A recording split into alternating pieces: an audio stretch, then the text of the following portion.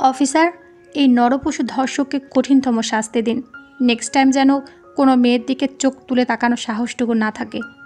আদিবা আমাকে পুলিশের কাছে ধরিয়ে দিয়ে কথাগুলো বলল। আজ আপনি প্রমাণ করে দিলেন যে অন্যায়কারী যতই ভালোবাসার কাছের মানুষ হোক না কেন, তার শাস্তি অনিবার্য। আমরা আপনার সততা দেখে সত্যি অনেক মুগ্ধ এবং উপকৃত হয়েছি। আপনার সাহায্য সহযোগিতা ছাড়া এই ধর্ষককে গ্রেপ্তার করা সত্যিই অনেক কঠিন হয়ে যেত। পুলিশ অফিসার এই বলে আমাকে গ্রেপ্তার করলো। সেদিকে আমার কোনো ভ্রুক্ষেপ নেই। আমি শুধু আদিবার দিকে অবাক দৃষ্টিতে তাকিয়ে দেখছি। যে মেয়েটা আমাকে এত ভালোবেসে কেয়ার করে, সে আমাকে নিজ হাতে পুলিশের কাছে ধরিয়ে দিল। এই কথা ভাবতেই বুকের পা পাশে কেমন জানি দুমড়ে মুচড়ে উঠছে। আপনারা হয়তো আমাকে ধর্ষক ভাবছেন, কিন্তু প্রকৃতপক্ষে আমি ধর্ষক নই। মিথ্যা মামলার অভিযোগে আমাকে আসামি বানানো হয়েছে। কিছুদিন আগের ঘটনা। রাজীব আমাদের এলাকার নেতার ছেলে, যার তরুণ ক্ষমতার বড়াই তার একটু বেশি করে থাকে। একদিন তিন্নিকে রাজীব অনেক বাজেভাবে রাস্তায় ইপটিজিং করে। তারপর বিষয়টি তিন্নি আমাকে দ্রুতই জানায়। ব্যাস, রাজীবকে সেদিনে ভালোই গণধোলাই দিয়ে দেই। গণধোলাই খাওয়ার পর রাজীব আমাকে উদ্দেশ্য করে শুধু একটা কথাই বলেছিল, কাজটা তুই ভালো করলি না, এর জন্য তোকে অনেক পস্তাতে হবে। রাজীবের এমন ধারা শুনে বেশি একটা রিয়েক্ট করিনি, হালকাভাবে নিয়েছিলাম। রাজীবকে মারার সপ্তাহ খানেকও যায়নি। এর মধ্যে রাজীব রাতে তিন্নিকে বাড়ি থেকে তুলে এনে অপহরণ করে এবং বিভিন্নভাবে তিন্নিকে ব্ল্যাকমেইল করে এবং অপহরণের সব দোষী আমার উপর চাপিয়ে দেয়। তিন্নিও নিরুপায় অসহায় হয়ে পুলিশের জবাবদিহিতে আমার নামটাই বলে ফেলে। সুযোগ বুঝে রাজীব ও তার বাবা জাবেদ সাহেব ষড়যন্ত্রের প্ল্যানটা আরও তীব্রতর করে আমাকে তিন্নির ধর্ষক বানিয়ে দেয়। তাছাড়া ধর্ষিতায় যখন আমার নামটা বলেছে, এর থেকে কী বা প্রমাণ হতে পারে? ভালোভাবেই ধর্ষণের মামলায় ফেসে গেলাম। তিনি হয়তো আমার নামটা পুলিশের জবাবদিহিতে বলতে চায়নি। রাজীব তিন্নিকে মেরে ফেলার ভয় কিংবা অন্য কোনোভাবে ভয় দেখিয়ে এসব করিয়েছে, তা আমি খুব ভালো করে বুঝতে পেরেছিলাম। এরপর তিনি নিজের মুখে আমার নামটা স্বীকার করার এলাকার মানুষজনেরাও সত্য মিথ্যা যাচাই বাছাই না করেই খুব দ্রুতই আমাকে ধর্ষক ভেবে নেয়। নিজেকে নির্দোষ হিসাবে সবার সামনে উপস্থাপন যে করব, সে সুযোগই ছিল না।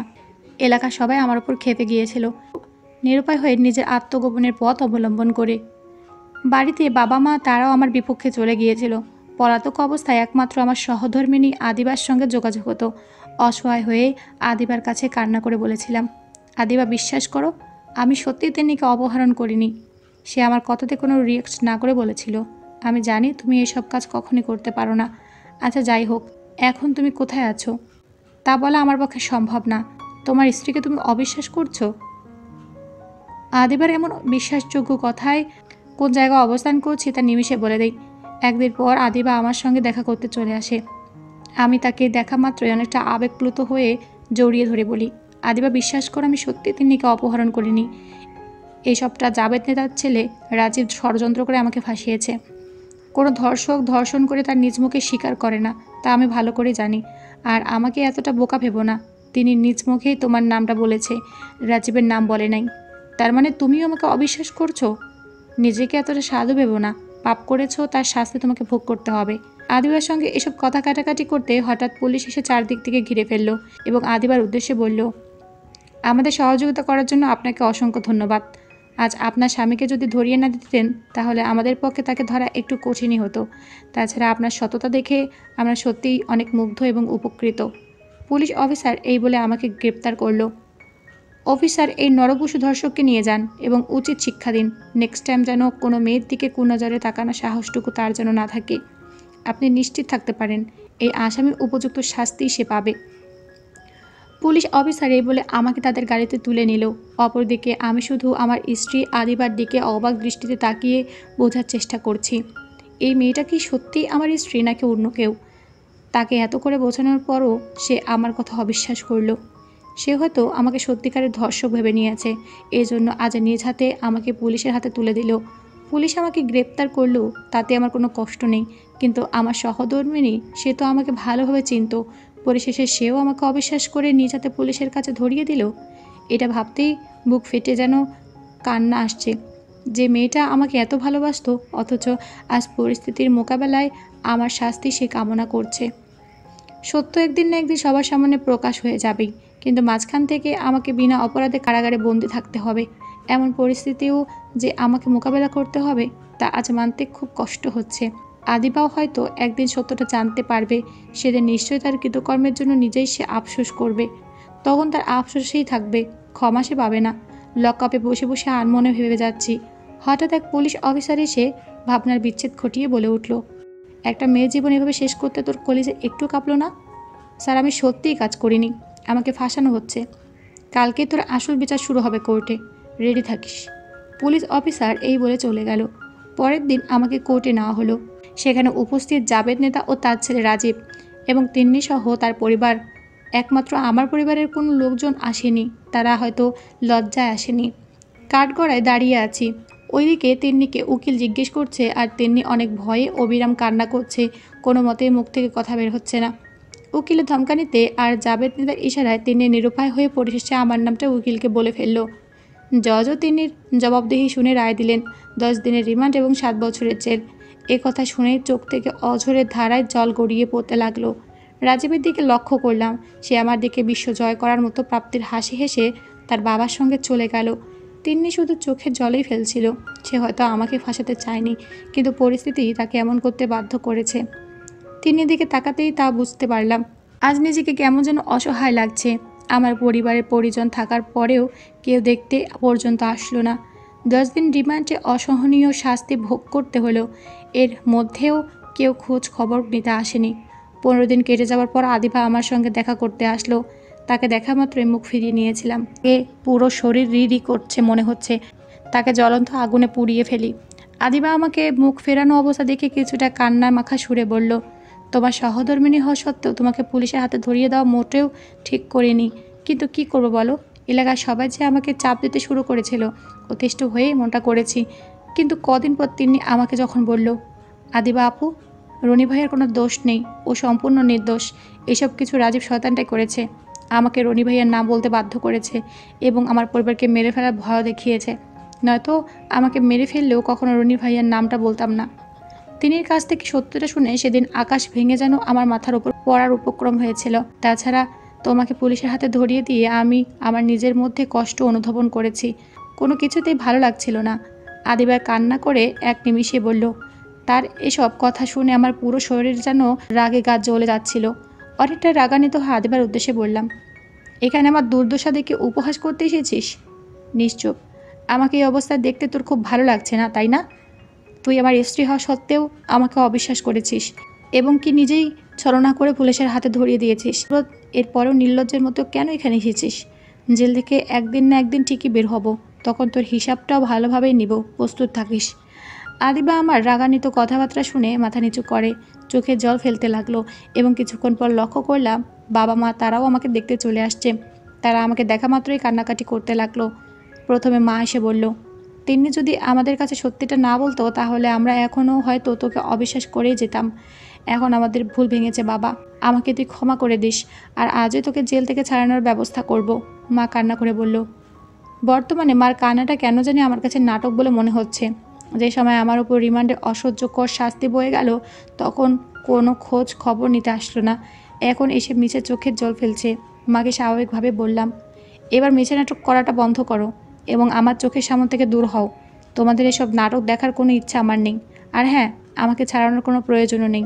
আমার যদি নিজ ক্ষমতা থাকে তাহলে আমি এমনি বের হব।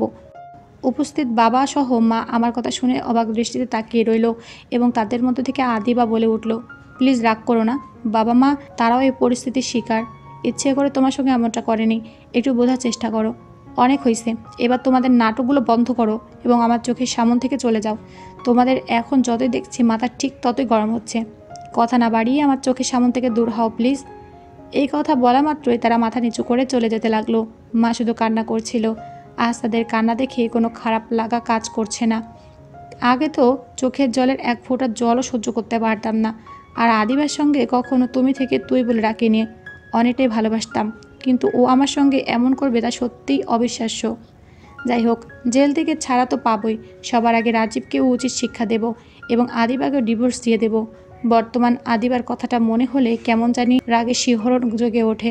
বাবা মা ও আদিবা তারা চলে যাবার পর এক পুলিশ অফিসার হাতে একটি চিঠি এনে বলল, রনি, তোমার জন্য চিঠি পাঠানো হয়েছে। পুলিশের হাতে চিঠি পেয়ে কিছুটা চিন্তিত হয়ে গেলাম। এ সময় আবার কিসের চিঠি? পুলিশ অফিসার আমার চিন্তিত হওয়া দেখে কিছুটা হাসি মুখে বলল, চিন্তিত হবার কোনো কারণ নেই, এই চিঠিটা তোমার পার্সোনাল, খুলে দেখো। পুলিশ অফিসার এই বলে চলে গেল। তারপর চিঠিটা খুলে হাতের লেখা দেখে বুঝে গেলাম এইটা আদিবার হাতের লেখা। তো পড়তে লাগলাম। আমি জানি আমার ওপর এখন ভীষণভাবে রেগে আছো, কিন্তু আমি কি করতাম? সবাই যে আমাকে ভীষণ চাপের উপর রেখেছিল। যাই হোক, এইসব কথা বলে আর কথা বাড়াতে চাই না। তোমাকে পুলিশের কাছে ধরিয়ে দেবার কদিন পরে আচমকা মাথা ঘুরে পড়ে যাই। এমনিতে সারাক্ষণ তোমার চিন্তা ভাবনায় করতাম। তোমার মা আমার এই অবস্থায় দেখে দ্রুতই ডাক্তারের কাছে নিয়ে যায়। পরীক্ষা নিরীক্ষা করার পর ডাক্তার বলল আমি মা হতে চলেছি। কথাটা শুনে যতটুকু খুশি হয়েছি, পরক্ষণে তোমার কথা ভেবে মন নিমিষে খারাপও হয়েছে বটে। নিজের পায়ে তো আমি নিজেই কুড়ুল মেরে বসে আছি। তোমার সামনে কথাটা বলতাম, কিন্তু আমার প্রতি তোমার রাগ ঘৃণা তো স্পষ্ট দেখতে পেয়েছিলাম। তাই কথাটি তোমার সামনে মুখ ফুটে বলার সাহস পেলাম না। ভয়ে চিঠির মাধ্যমে জানাতে হলো। আর হ্যাঁ, পারলে আমাকে ক্ষমা করে দিও। এটি তোমার অপ্রিয় আদিবা। চিঠিটা পড়ার পর এত কষ্টের মাঝে থেকেও ভালো লাগা কাজ করছে যে আমি বাবা হতে চলেছি। স্বাভাবিক অবস্থায় থাকলে হয়তো আনন্দটা ভালোভাবে প্রকাশ করতাম, কিন্তু মনে চাপা কষ্ট থাকায় এই আনন্দটাও কষ্টে রূপান্তরিত হলো। আর আদিবার কৃতকর্মের কথা মনে পড়তেই আবার সে রাগ কাজ করতে লাগলো। নিমিষের চিঠিটা ছিঁড়ে টুকরো টুকরো করে ফেললাম এবং মনস্থির করলাম যে যাই কিছু বলুক না কেন, তাকে ডিভোর্স দেব, এটাই ফাইনাল। এভাবে কিছুদিন কেটে গেল। এর মধ্যে বাবা মা আদিবা তারা অনেকবারই আমার সঙ্গে দেখা করতে এসেছে, কিন্তু প্রতিনিয়ত তারা আমার কথা অপমানের সম্মুখীন হতে হয়েছে। তারপরও তারা বেহায়ার মতো আমার সঙ্গে দেখা করতে আসতো। এভাবে 1 মাস জেলে থাকার পর বাবা আজ জামিন করিয়ে নিল। বাবার সঙ্গে তেমন কোনো ভালো মন্দ কথা বলিনি। তারপরেও কেন জানি আমাকে জামিন করিয়ে নিলেন তা উনি ভালো জানেন। তো 1 মাস মিথ্যা মামলায় জেলে থাকার পর আজ বাড়িতে যাচ্ছি। মনে তেমন কোনো ভালো লাগা কাজ করছে না। বাড়িতে আসার পর মা এবং আদিবা আমাকে দেখে অনেকটা আনন্দিত হলো, তা খুব ভালোভাবে লক্ষ্য করলাম। পর অনেকগুলো খাবারের আইটেম সামনে এনে ধরলো আদিবা। খেতে বলা মাত্রই এক ঝটকানি মেরে সব খাবার ফ্লোরে ফেলে দিলাম। আদিবা আমার এমন আচরণে ভয়ে কিছুটা দূরে গেল। তারপর রাগান্বিত হয়ে তিন্নির বাসায় গিয়ে উপস্থিত হলাম। তিনি আমাকে তাদের বাড়িতে দেখা মাত্রই ভয়ে থরথর করে কেঁপে আমার পা জড়িয়ে ধরল। ভাইয়া, আমি ইচ্ছা করে আপনার নামটি সেদিন বলিনি। রাজীব আমাকে সহ আমার পরিবারকে মেরে ফেলার ভয় দেখিয়েছিল, নয়তো কখনো আপনার নামটি বলতাম না। নিশ্চুপ। ভাইয়া, আপনি তো জানেনই আমার বাবার দিন খেটে খাওয়া মানুষ, আইন প্রশাসনের ব্যাপারে তেমন কিছু বোঝে না। আমিও একা একটা মেয়ে হয়ে কেমনি ওই রাজীব শয়তানটার সাথে লড়াই করতাম। তাছাড়া জাবেদ নেতা রোজ রাতে আমাদের বাড়িতে এসে শাসিয়ে যেত যাতে রাজীবের নাম কোনোভাবে প্রকাশ না করি। তাদের এরূপ চাপে অনেকটা নিরুপায় অসহায় হয়ে গিয়েছিলাম। কোনো দিকেই সত্য কথা প্রকাশ করতে পারছিলাম না। বাবা নিজে কিছু করতে পারছিল না দেখে দুইবার আত্মহত্যা করতে গিয়েছিল, কিন্তু ভাগ্যক্রমে 2বারই বাবাকে আটকাতে পেরেছিলাম। ভাইয়া, আমরা সত্যিই অনেক অসহায়, বিশ্বাস করুন। আমি ইচ্ছা করে এমনটা করিনি। তিন্নির এসব কথা শুনে আকাশ ভেঙে আমার মাথার ওপর পড়ার উপক্রম প্রায়। তিন্নির বাবা দুইবার আত্মহত্যা করতে গিয়েছিল। সত্যি একটা মানুষ যখন নিরুপায় অসহায় হয় তখন ঠিক এরকম আত্মহত্যার পথ অবলম্বন করে নেয়।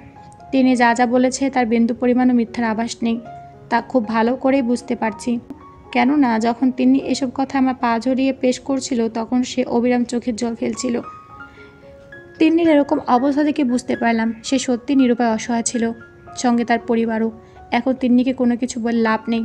এসব ভেবে চলে আসতে যাব এর মধ্যেই হঠাৎ তিন্নি বলে উঠল, ভাইয়া, আমার কথা যদি আপনার অবিশ্বাস হয় তো যে শাস্তি দেবেন তা মাথা পেতে নেব। আজ আমরা গরিব অসহায় বলে যে যেমন শাস্তি দেবে তাই তো মাথা পেতে নিতে হবে। তিনি এমন আঘাতযুক্ত কথায় আমার রাগটা হালকা হয়ে গেল এবং নিজেকে কিছুটা সংযত রেখে বললাম, তোর ওপর আমার কোনো রাগ নেই, যা আছে সব ওই রাজীবের ওপর। ওকে আইন প্রশাসনে হয়তো নিতে পারবো না, কিন্তু গণধোলাই তো দিতে পারবো। এবার এমন গণধোলাই দেবো না ও 14 গোষ্ঠীর নামও ভুলে যাবে। এই বলে তিন্নিদের বাড়ি ত্যাগ করলাম। 2 দিন শুধু চুপচাপ রাজীবকে ফলো করলাম। কোন সুযোগে তাকে ধোলাই দেওয়া যায় সেই সুযোগই খুঁজছিলাম। এইদিকে আমার ফ্রেন্ডদের সব বলে রেখেছিলাম কোনো এক সুযোগ পেলেই তার সদ্ব্যবহার করব।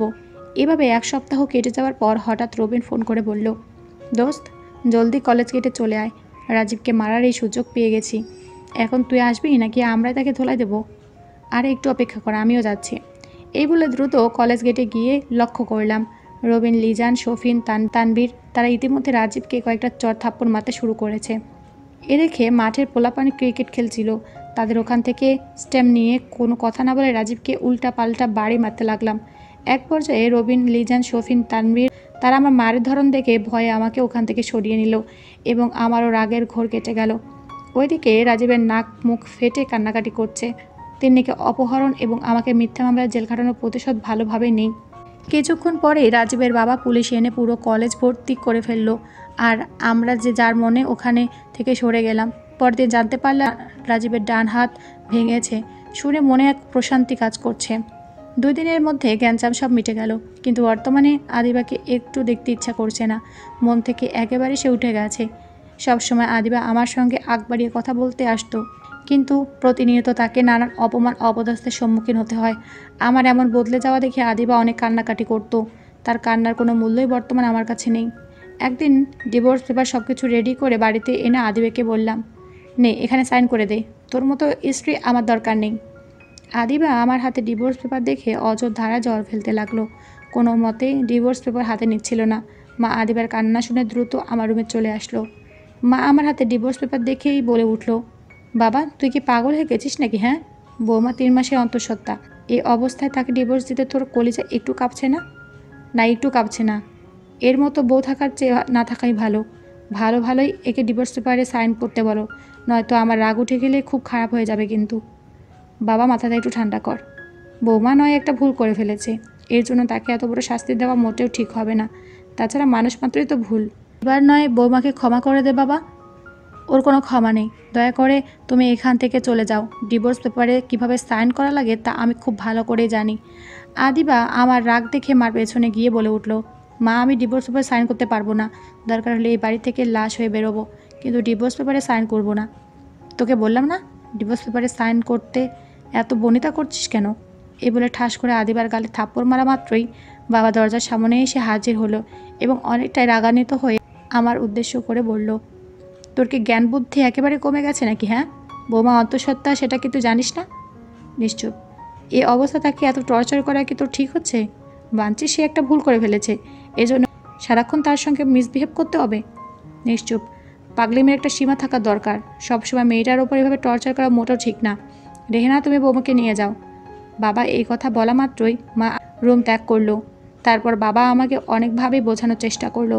তার কথা এক কান দিয়ে শুনে আরেক কান দিয়ে বের করে দিলাম। সারাদিন আর আদিবা আমার সামনে পড়েনি। রাতে খাবার খেয়ে ঘুমাতে আসতে গিয়ে লক্ষ্য করলাম আদিবা আমার রুমে নেই। মনে এক প্রশান্তিও কাজ করতে লাগলো। ফ্রেশ মন নিয়ে চোখ বুজে ঘুমানোর চেষ্টা করলাম। কিছুক্ষণ পর দরজা খোলার শব্দ পেয়ে বিছানা থেকে উঠে দাঁড়িয়ে গেলাম। আদিবা আমাকে দেখেই মুখ ফিরিয়ে চলে যেতে ধরলো। ব্যাস একটানে আদিবাকে দেয়ালের সঙ্গে শক্ত করে চেপে ধরতে সে ভয় ও ব্যথায় জড়সড় হয়ে বলে উঠল, আমাকে ছেড়ে দাও প্লিজ। ছেড়ে দেওয়ার জন্য তো ধরিনি। আমার প্রশ্নের উত্তর আগে চাই।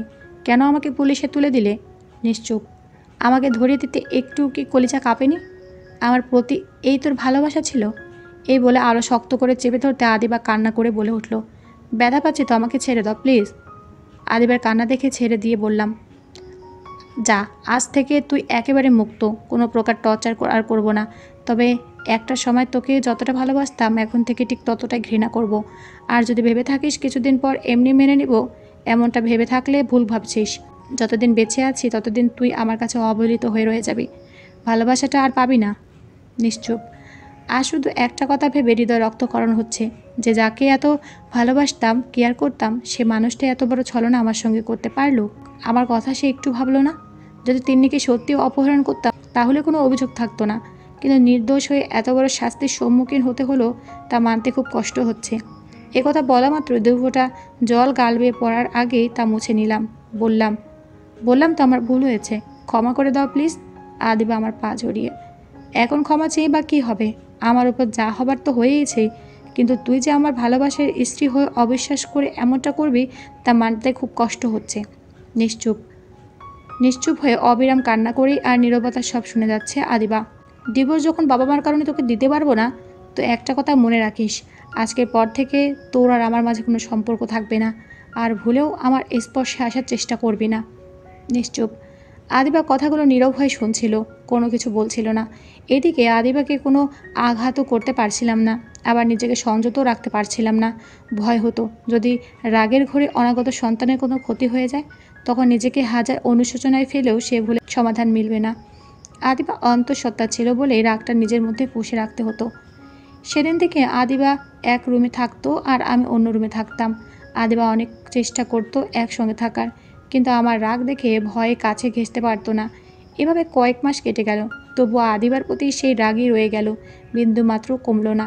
এখন অবশ্য তাকে টর্চার করি না, এবং কি ভালো মন্দ কোনো কথাও বলি না, সবসময় এড়িয়ে চলি। আদিবা হয়তো ভেবেছিল কিছুদিন পর রাগ অভিমান কমে যাবে, তারপর তাকে এমনি মেনে নেব, এমনটাই হয়তো ভেবেছিল। কিন্তু যখন লক্ষ্য করলো কোনো প্রকার কথা বলছি না, তখন সে রিয়াক্ট করতে শুরু করলো এবং আমার সঙ্গে কথা বলার চেষ্টা করতো। একদিন তো মুখ ফুটে বলে উঠল, এভাবে আর কতদিন আমার সঙ্গে কথা না বলে থাকবে? নিশ্চুপ। কি হলো, চুপ করে আছো কেন বলো? নিশ্চুপ। একটা ভুলের জন্য কি আমাকে এইভাবে শাস্তি দেবে? হ্যাঁ, মানছি আমি ভুল করেছি, কিন্তু তার জন্য তো অনেক ক্ষমাও চেয়েছি, তোমার পা জড়িয়ে কান্নাকাটিও করেছি। তারপরও আমার সঙ্গে কথা বলছো না, সব সময় কেমন জানি পাশ কাটিয়ে চলাফেরা করছো। এভাবে আর কতদিন চলবে? নিশ্চুপ। প্লিজ এবার অন্তত কিছু একটা বলো, কতদিন এভাবে পাশ কাটিয়ে চলবে? যতদিন বেঁচে আছে ততদিন চলবো। ভালো না লাগলে ডিভোর্স নিতে পারো, সমস্যা নেই। আমার এই অনাগত সন্তানকে কে দেখবে? তোমাকে ছাড়লেও সন্তানকে ছাড়বো না, সে আমার কাছে থাকবে। স্বামী সন্তান দূরে সরিয়ে আমি থাকতে পারবো না, তা তোমার একান্তই পার্সোনাল ব্যাপার। ওহ আচ্ছা, তার মানে তোমার লাইফে আমার কোনো সংযোগ নেই, এটাই কি বোঝাতে চাচ্ছ? ঠিক তাই। আমার প্রতি এতই যখন রাগ, তাহলে আমাকে মেরে ফেললেই তো হয়। তিলে তিলে কষ্ট দেবার চেয়ে একেবারে আমাকে শেষ করে দাও। স্বামীর অবহেলায় বেঁচে থাকার চেয়ে মৃত্যুবরণ করা শ্রেয়। নিশ্চুপ।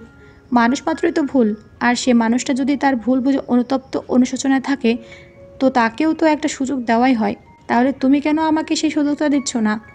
সব কিছুর একটা সীমারেখা থাকে, আর তুমি যে সীমারেখা অতিক্রম করে ফেলেছো, তুমি যেটা ভুল বুঝে এখন ক্ষমা চাচ্ছ, তা তোমার ভুল ছিল না। ইচ্ছে করে আমাকে পুলিশের হাতে ধরিয়ে দিয়েছো এবং রিমান্ডে অসহ্যকর শাস্তিও ভোগ করিয়েছো। এত কিছু হবার পরও সব কিছু ভুলে তোমাকে স্ত্রী হিসেবে মেনে নেওয়া আমার পক্ষে সম্ভব নয়। আর সত্য কথা বলতে, তোমার প্রতি আগে যে ভালোবাসা ছিল তা এখন রাগ ঘৃণায় রূপান্তরিত হয়েছে। সুতরাং এই মনে তোমার জন্য কোনো জায়গা নেই। আমার অনাগত সন্তানের কথা ভেবে অন্তত কাছে রাখো। সম্ভব না। এভাবে কেন আমাকে দূরে সরিয়ে দিচ্ছ? নিশ্চুপ। আদিবার কথায় নিশ্চুপ হয়েই থাকতাম, কোনো রেসপন্স দিতাম না। এভাবে দিন কাল কাটতে লাগলো। এদিকে আদিবার চেহারায় মাতৃগর্ভের ছাপ স্পষ্ট ফুটে উঠেছে। এই সময় তার অনেক কিছুর প্রয়োজন হয়, আর আদিবার সঙ্গে তো কোনো কথা বলতাম না। মাকে গিয়ে জিজ্ঞেস করলে মা আদিবার কাছ থেকে প্রয়োজনে সবটা শুনে এসে আমাকে লিস্ট ধরিয়ে দিত। আমিও তার প্রয়োজন দ্রব্যের প্রতি কোনো অবহেলা করতাম না, সবটাই এনে দিতাম। এভাবে চলছিল আমার আর আদিবার দাম্পত্য জীবন। মা বাবা তার ব্যাপারটা ভালোভাবে লক্ষ্য করছিল যে আদিবার সঙ্গে আমার কোনো বনিবনা নেই। এই বিষয়ে বাবা আমাকে কিছু না বললেও মাকে বলতো, বাবা এমন রাগ করিস না, এবার বৌমাকে মেনে নে, মেয়েটা তোর জন্য লুকিয়ে লুকিয়ে চাপা কান্না করে, তা আমি স্পষ্ট দেখেছি। তাছাড়া অনেক দিন তো হয়ে গেল, এবার অতীতের সব কথা ভুলে গিয়ে মিট করে নে। সম্ভব না মা, আদিবাকে আমি ডিভোর্স দিতে চেয়েছিলাম, কিন্তু তোমাদের জন্য তা আর হয়ে উঠল না। ও যদি আমার কাছে থাকতে চায়, তো ওর ভরণ পোষণ সব দায়িত্ব আমি বহন করব, সমস্যা নেই। তবে এখন যেভাবে আলাদা থাকছি, ভরণ পোষণ সে থাকতে পারবে, নয়তো সে যেদিকে খুশি সেদিকে যেতে পারে, আমার কোনো আপত্তি নেই। ধুর ছাগল ছেলে, কী সব আবল দাবল বকছিস? হ্যাঁ, আদিবা যে মা হতে চলেছে এই অবস্থা তার সঙ্গে এরূপ আচরণ করছিস, তা সত্যি বেমানান এবং খারাপের দিকে যাচ্ছে। নিশ্চুপ। সবসময় নিজের প্রতিশোধে মেতে ওঠা ঠিক না বাবা, কিছু সময় পরিস্থিতির মোকাবেলায় নিজের রাগ জেদ বিসর্জন দিতেও হয়। মায়ের কথাগুলো তোয়াক্কা না করে ওখান থেকে সরে গেলাম। মা খুব ভালো করে বুঝতে পারছিল আদিবাকে কখনোই মেনে নেওয়া ওর পক্ষে সম্ভব না। মাঝে মধ্যে আদিবাও যখন আমাকে জড়িয়ে ধরে কান্না করতো তখন খারাপই লাগতো, কিন্তু পরক্ষণে অতীতে তার কৃতকর্মের কথা মনে পড়ায় খুব দ্রুতই আগের রাগ জিদ কাজ করতে শুরু করতো। তারপরও কোনো কিছু বলতাম না, নিশ্চুপ হয়ে থাকতাম। মান অভিমান করতে গিয়ে দিনগুলো যে কিভাবে কেটে গেল তা বুঝতে পারলাম না। আল্লাহর রহমতে কন্যা সন্তানের বাবা আজ হলাম। মনে অনেকটা আনন্দের শিহরণ বয়ে যাচ্ছে। এই আনন্দটা সব আনন্দের চেয়ে অন্যরকম, যা ভাষায় প্রকাশ করা সম্ভব না। অনেকটা আনন্দে হাসপাতালে চলে আসলাম। কেবিনে প্রবেশ করা মাত্রই আমার সব রিলেটিভরা বাহিরে চলে গেল। লক্ষ্য করলাম আদিবার পাশে ছোট রাজকন্যা শুয়ে আছে। তাকে দেখে আনন্দ আরও তীব্র থেকে তীব্রতর হলো। ওইদিকে আদিবার সঙ্গে 1 বছর পার হয়ে গেল, কোনো প্রকার কথাই বলি না। আজ তার পাশে বসতে কেমন জানি একটা সংকোচ বোধ কাজ করছে। পরিশেষে বেডে গিয়ে বসলাম এবং ছোট রাজকন্যার হাত বুলিয়ে কথা বলতে লাগলাম। পাশে আদিবা যে শুয়ে আছে তার দিকে আমার কোনো ভ্রুক্ষেপ নেই। আদিবা হয়তো ভেবেছিল এই আনন্দে তার সঙ্গে সব রাগ অভিমান ভুলে গিয়ে কথা বলবো, কিন্তু আমার আচরণে তা আর প্রকাশ পেল না। এদিকে আমি আমার মতো ছোট কন্যার সঙ্গে কথা বলছিলাম। এর মধ্যে হঠাৎ আদিবা ছলছল দৃষ্টিতে তাকিয়ে বলে উঠল, রাজকন্যার সঙ্গে শুধু কথা বলবা, তার মাকে কিছু জিজ্ঞেস করবা না? নিশ্চুপ। আমার প্রতি তোমার যে ভালোবাসা নেই তা আজ ভালো করে বুঝতে পারছি। ভেবেছিলাম কিছুদিন পর তোমার সকল রাগ অভিমান কমে যাবে, কিন্তু আজ আমার ভাবনাটা ভুল প্রমাণিত হলো। সবসময় তোমার রাগ অভিমানটাই প্রাধান্য দিয়ে আসছো। আমার মনের অবস্থায় একবারও বোঝার চেষ্টা করলে না। নিশ্চুপ। তুমি আমাকে এতটা অবহেলা করতে, যদি কোনো সময় অসুস্থতায় ভুগতাম মুখ ফিরিয়ে তাকিয়ে কখনো দেখতে না। আর প্রেগনেন্সির সময় তো নানান সমস্যার সম্মুখীন হতে হয়েছে, এসব কিছুতেই এড়িয়ে চলেছ। শাশুড়ি মা পাশে ছিল বলে এত অবহেলা টিকে থাকতে পেরেছি, নয়তো নিরুপায় হয়ে অনেক আগে চলে যেত। যাই হোক, আজ এই আনন্দের দিনে একটু কথা অন্ততপক্ষে বলো প্লিজ। মানে থতমত খেয়ে কিছুটা বলতে যাব, বাবা মা তার মধ্যে কেবিনে চলে আসলো। এই সুযোগে বাহিরে চলে আসলাম। আজ কেন জানি আদিবার কথাগুলো কলিজা লাগতেছিল। তার কথার কোনো উত্তর আমার জানা ছিল না। আমার জায়গা অন্য কেউ থাকলে হয়তো ব্যাপারটাকে এতদিনে ভুলে যেত, কিন্তু আমি ভুলতে পারছি না। তাছাড়া এতদিন যখন হয়ে গেছে আদিবার সঙ্গে কথা বলিনি, আর বলবও না। সে যতই আকুতি মিনতি করুক না কেন, তার সঙ্গে সম্পর্ক আর ঠিক করছি না। আনমনে এসব ভাবছি, হঠাৎ কাঁধে কারো হাতের স্পর্শ পেছন ফিরে তাকাতে লক্ষ্য করলাম। বাবা কিছুটা বিষণ্ণে তাকিয়ে বলে উঠল, বৌমাকে এইভাবে কাঁদানো তোর উচিত হচ্ছে না।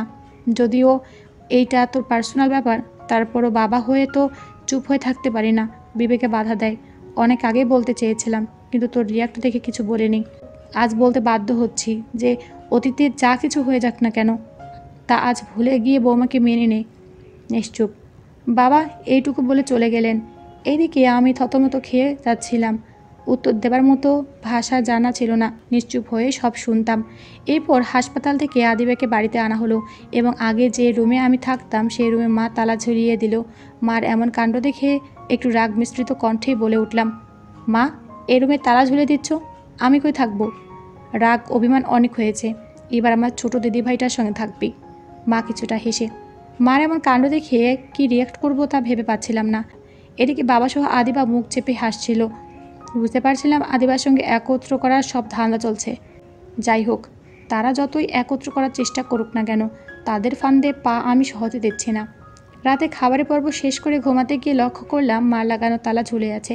মাকে চাবির কথা জিজ্ঞেস করলেও সে সোজা না করে দেয়। বাধ্য হয়ে আদিবার রুমে গেলাম। ভাবলাম, এইটা তো আমারই বাড়ি, যেখানে খুশি সেখানে থাকবো, এতে সংকোচবোধ হবার কি আছে? যে ভাবা সে কাজ।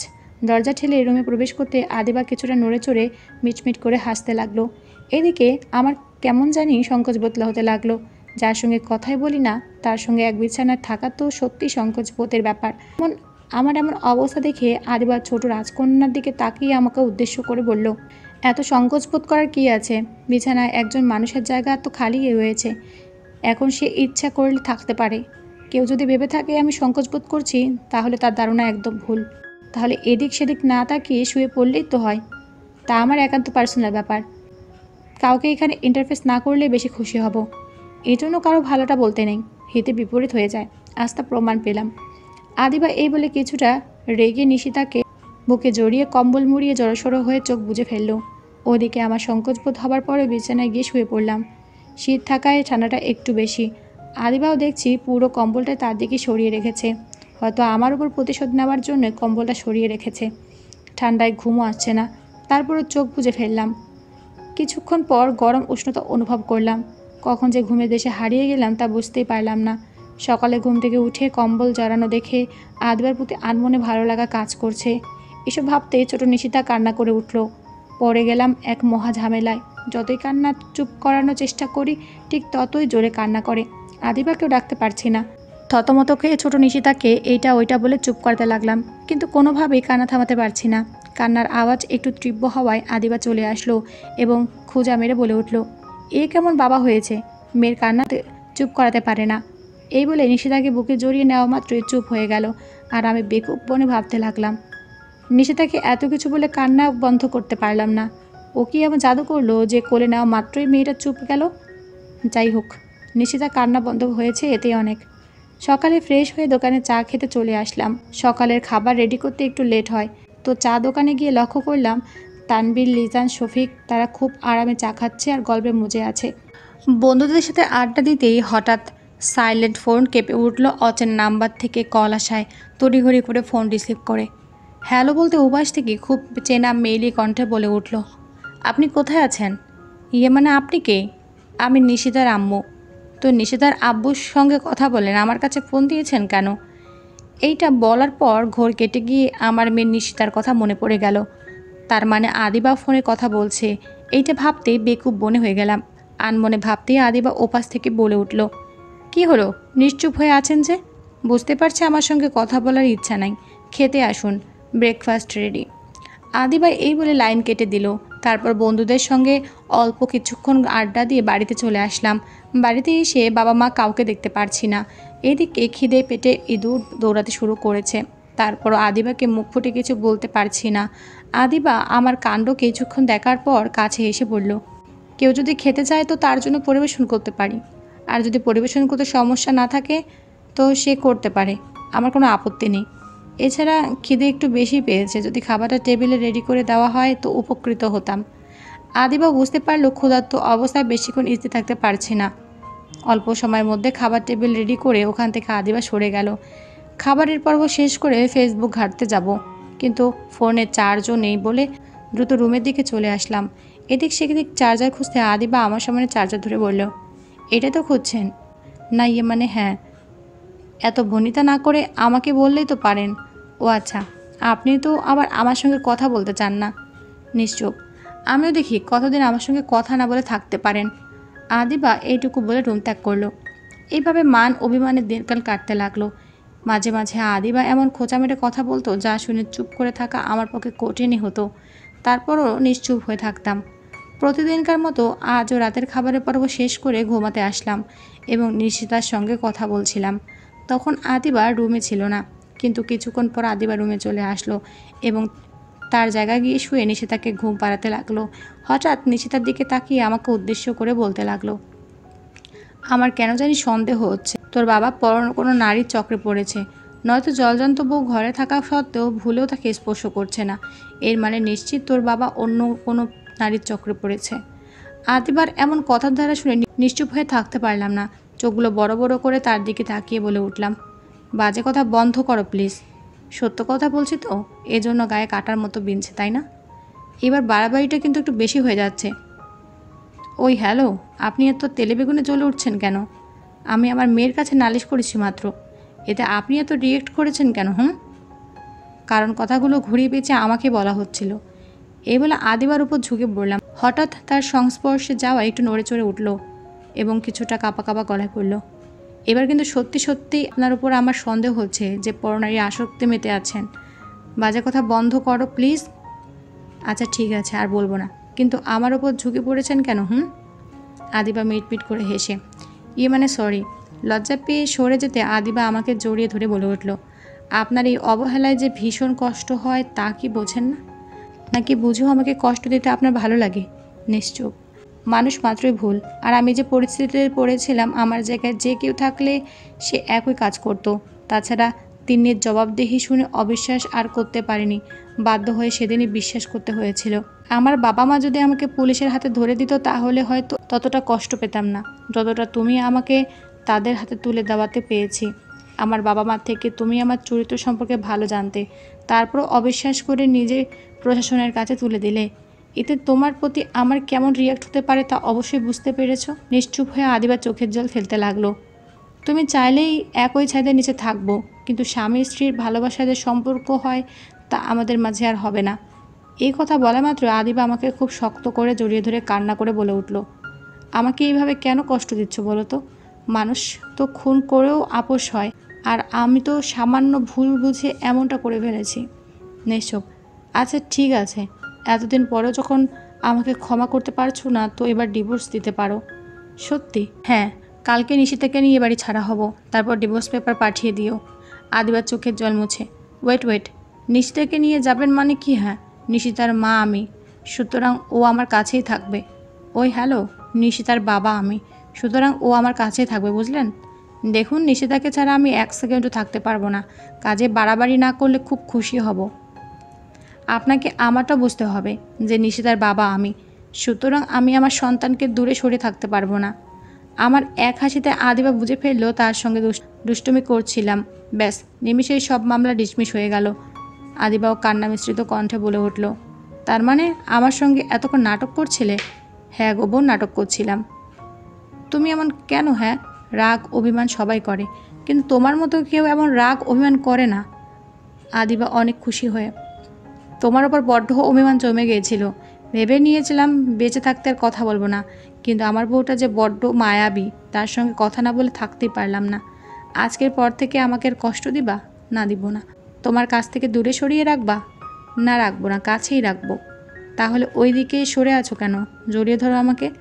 ব্যাস, তারপর আদিবাকে শক্ত করে জড়িয়ে ধরে কানে আলতো করে বলে উঠলাম, এরপর যদি অবিশ্বাস করে আমার মনে আঘাত দাও, তো এবারের মতো শুধু কথা বলা বন্ধ করব না, তার সঙ্গে একেবারে সবার চোখে আড়াল হয়ে যাব। তখন শতবার ডাকলেও সাড়া দেব না। এই কথা বলা মাত্রই আদিবা আলতোভাবে মুখ চেপে ধরে বলে উঠল, এসব অলক্ষণের কথা বলো না প্লিজ। এরপর থেকে যত যাই কিছু ষড়যন্ত্র করুক না কেন, তোমাকে আর অবিশ্বাস করব না। আদিবার কাণ্ড দেখে সত্যিই অনেক অবাক হয়ে গেলাম। এত শক্ত করে জড়িয়ে ধরে রেখেছে আমায়, মনে হচ্ছে ছাড়লেই পালিয়ে যাব। খুব ভালো লাগা কাজ করছে। ভালোবাসার মানুষের যে ভুল করবে না তার কোনো নিশ্চয়তাও নেই। পরিস্থিতির মোকাবেলায় ভালোবাসার মানুষটিও আপনার বিপক্ষে চলে যেতে পারে। আর বিপক্ষে চলে যাওয়া মানে এই না যে আপনাকে সে ভালোবাসে না, সে আপনাকে অবশ্যই ভালোবাসে। পরিস্থিতি তা ভিন্ন দেখায়।